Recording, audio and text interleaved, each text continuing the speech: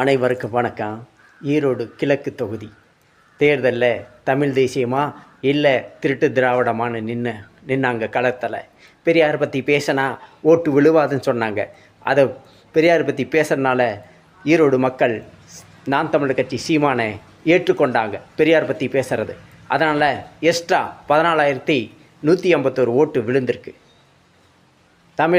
ஈரோடு மக்கள் சீமானை ஏற்றுக்கொண்டார்கள். பேசுறது சரி என்றார்கள். ஓட்டுக்கு ₹1 காசு கொடுக்கல. ஜனநாயக முறைப்படி வாக்கு சேகரித்தார். ஒரு சீட்டு அரை சீட்டுக்கு விலை போகலை. தமிழர்களை அடமான வைக்கலை. இது மாதிரி சீமானுடைய இந்தியாவின் அரசியல் சூப்பர் ஸ்டார். இந்த இடையில திமுக என்ன செஞ்சது? ஏடிஎம்கேக்கு ₹2000 கொடுத்தது.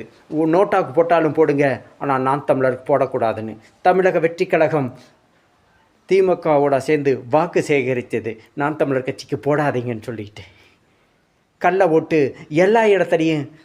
நான் தமிழர் வாக்குச்சாவடியில் நான் தமிழர் உறவுகள் 50 பேர் தான் வாக்குச்சாவடியில் உட்காந்துருந்தாங்க. மீதி வாக்குச்சாவடியெல்லாம் திமுகவை சார்ந்த வாதியாரும் திமுக சார்ந்த பூத்து ஏஜெண்டுகளே கள்ள ஓட்டு குத்திக்கிட்டாங்க. எங்கடா உண்மையான வெற்றிங்கிறீங்க? ஏண்டா பைத்தியக்கார கூட்டம். உண்மையான வெற்றியை சீமான் தாண்டா உண்மையான வெற்றி. தமிழன் யார் திராவிடம் யாருன்னு புட்டு வச்ச சீமான் கூடிய விரைவில் பெட்டி படைக்கோட காத்திருங்கடா திராவிடர்களை, உங்களை வழி அனுப்ப வருவார்கள் தமிழர்கள். கவலைப்படாதீர்கள்.